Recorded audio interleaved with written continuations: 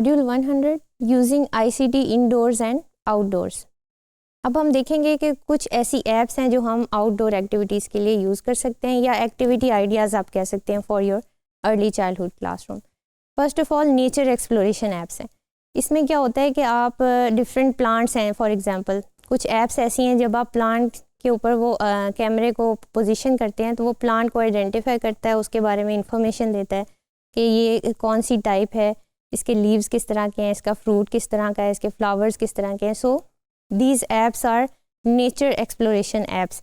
या फिर animal exploration भी हो सकती है, कोई बग्स हैं छोटे छोटे या कोई इंसेक्ट्स इस तरह के हैं, उनके ऊपर अगर आप कैमरा को फोकस करें तो वो ऐप आइडेंटिफाई करता है कि ये कौन सा इंसेक्ट है, इसका क्या नाम है। So this is very interesting, you can conduct that.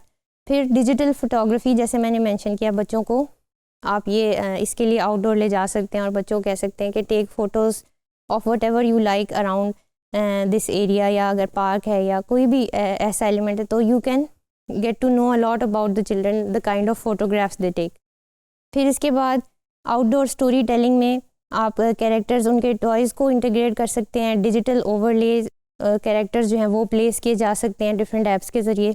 This is also one of the interesting activity that you can do outdoors by integrating ICTs।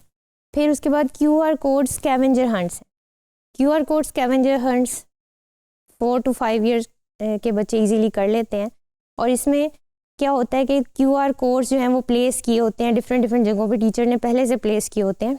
जब बच्चा एक QR कोड को स्कैन करता है, it gives clues to the second QR code, फिर third, फिर fourth. इस तरह से क्या होता है कि पूरा का पूरा स्कैवेंजर हंट जो है वो टीचर ने इन प्लेस रखा होता है ताकि बच्चे उस एक्टिविटी को कोलैबोरेट भी कर सकें, उसमें एक्सप्लोर भी कर सकें और प्रॉब्लम सॉल्विंग भी कर सकें।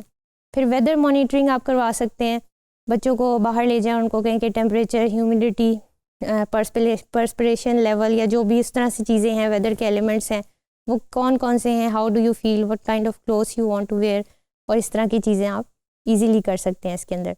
डिजिटल आर्ट इन नेचर, इसमें आप ये कर सकते हैं कि नेचर को डिजिटल आर्ट के अंदर कन्वर्ट करने के लिए, फॉर एग्जांपल कोई पिक्चर आप लेते हैं, उसको डिजिटली आर्ट फॉर्म में वो कन्वर्ट कर देता है और उससे डिफरेंट सिनारियोज जो हैं वो बनाए जा सकते हैं। So you can use that in a lot of ways, in a lot of subjects या थीम्स।